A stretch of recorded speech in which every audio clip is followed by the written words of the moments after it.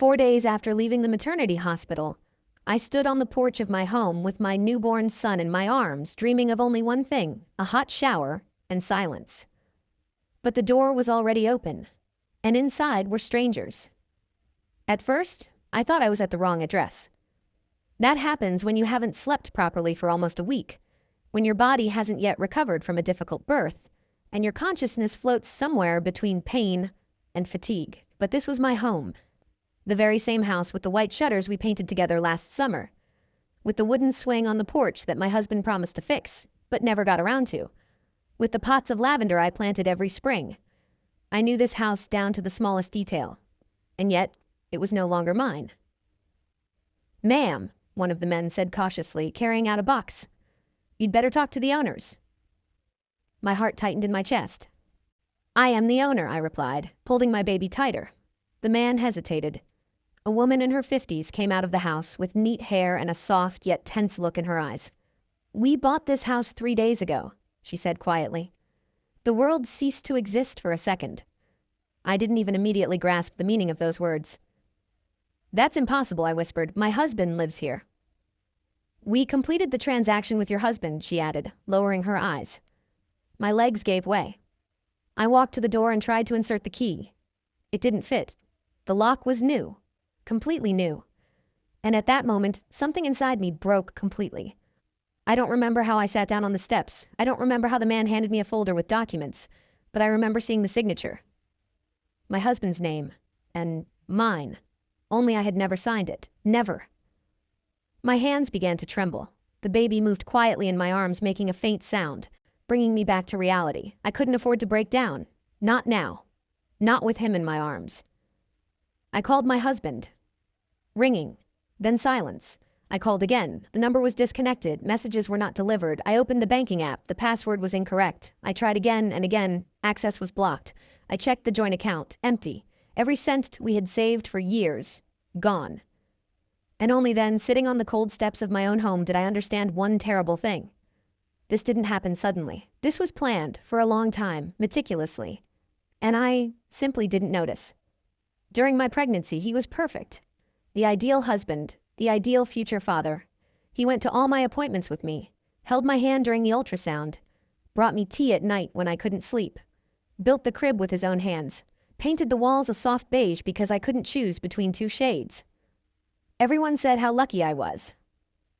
I thought so too. Now I ask myself a different question. How many times after I fell asleep did he open his laptop and write to the realtor? How many times did he transfer money while I believed we were building a future? How many times did he practice forging my signature? "We found this in the garage," the woman said quietly, returning to me. She handed me an old bag. My bag. Inside were diapers, a bottle, and a small toy. That was all. My whole life fitted into one bag. Everything else was gone. Photographs, belongings, gifts, memories. As if I had simply been erased, I sat in the car and cried. Hard, so hard that the pain from my stitches became unbearable. But I couldn't stop because that was all I had left. I called my mother. She answered right away. "Hello? Mom." My voice cracked. "I don't have a home anymore." Silence. Long, heavy. "Come over," she said calmly. "I don't know if I can." "Then you will. I'll handle it." And in her voice was something that was not in mine. Confidence. The next day, I was standing in a pawn shop. The man carefully examined my ring. "I can offer $1,000. "I agree," I replied immediately. He was surprised. "Are you sure?" "If I think about it, I won't do it." He nodded and simply counted out the money. Before I left, he quietly said, "Hang in there." And for some reason, that almost made me burst into tears again. The bus station was noisy. People were rushing, living their lives. And nobody noticed a woman with an infant, perhaps trying not to fall apart, until I saw him. An elderly man at the ticket counter. He was nervously going through his pockets. "I had money," he kept repeating. The cashier sighed tiredly. "Without payment, I cannot issue a ticket." People in line started getting irritated. Someone muttered discontentedly. The man stepped back, slowly, ashamed. I looked at my money. There was hardly anything left. And a voice in my head screamed, "Stop. You have a child." But another voice said, "What if that were your father?" I walked up to the counter. "I'll pay for him." The man turned to me. "No, you have a baby."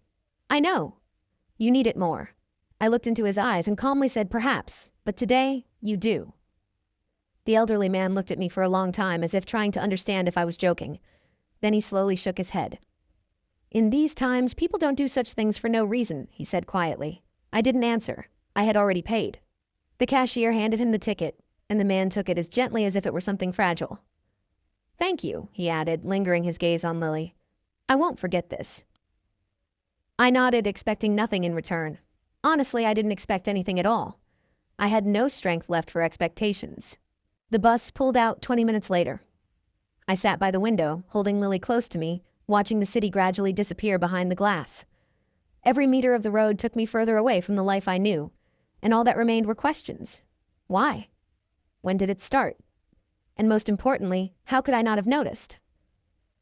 Mom met me at the station. She didn't ask anything. She just hugged me. Tightly. The way people hug when they understand that words won't help right now. "Everything will be fine," she said.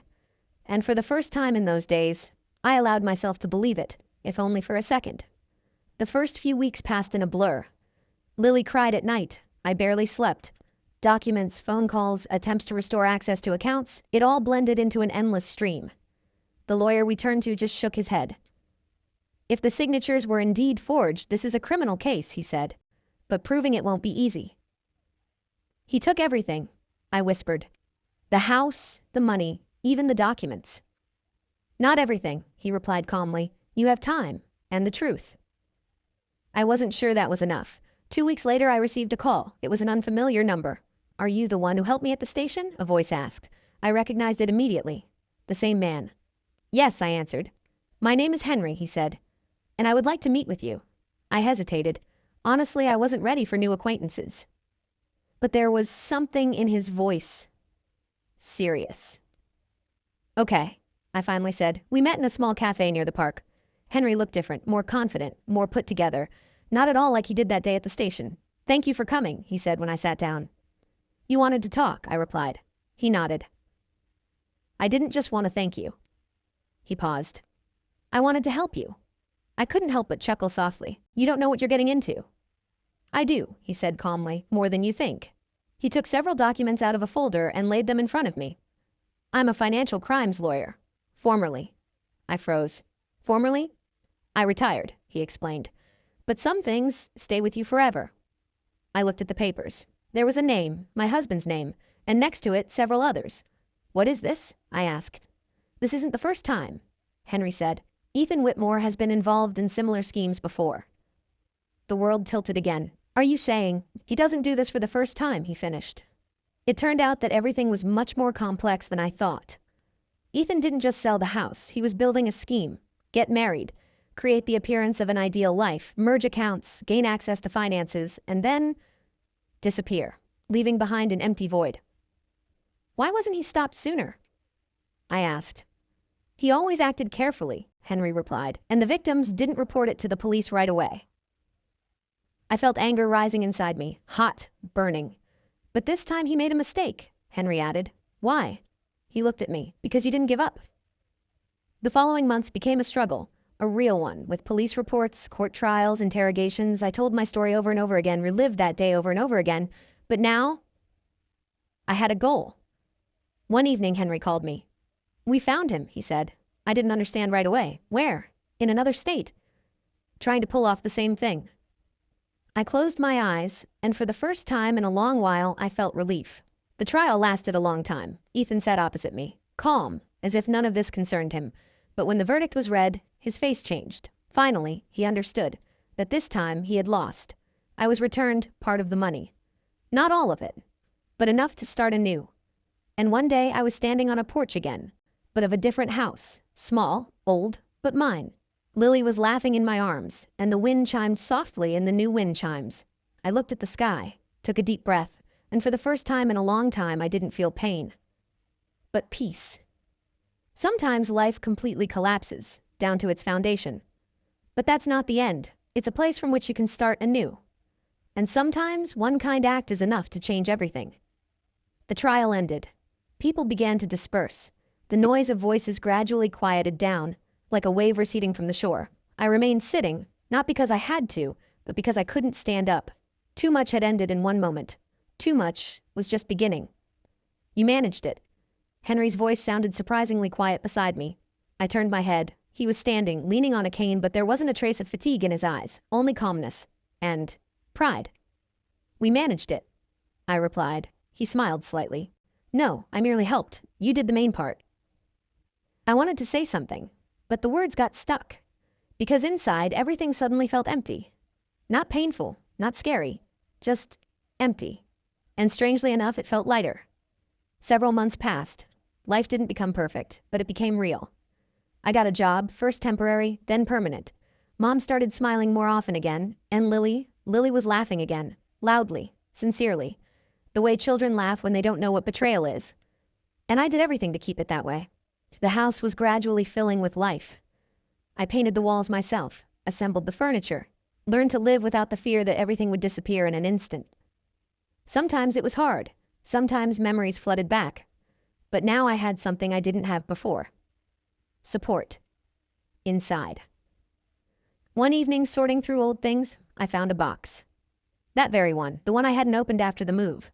I looked at it for a long time, then sat on the floor and opened it. Inside were photographs, letters, little things, pieces of a life I once considered happy. I went through them slowly, without tears, without pain, just looking, like at someone else's story. And suddenly an envelope, unsigned. I frowned. I didn't remember it. I carefully opened it. Inside was a sheet of paper and a short letter.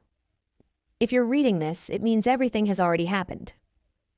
My heart tightened. It was Ethan's handwriting. You probably think I just disappeared, that all of this was a lie. But the truth is more complicated. I felt tension rising inside me again, but I continued reading. I'm not making excuses, I know what I did, but you have to understand I wasn't always like this. Once, I also believed in family, in love, in stability, until one day I lost everything.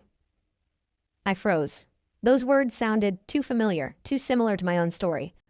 After that, I decided never again to be the one who loses. I became the one who takes first. I closed my eyes, took a deep breath, and finished reading. You were different. With you, I almost stopped. Almost. My hands trembled, but I didn't stop. If there's a chance you'll ever read this, know, this is the only thing I regret. Not the money, not the house, but that I could have chosen differently.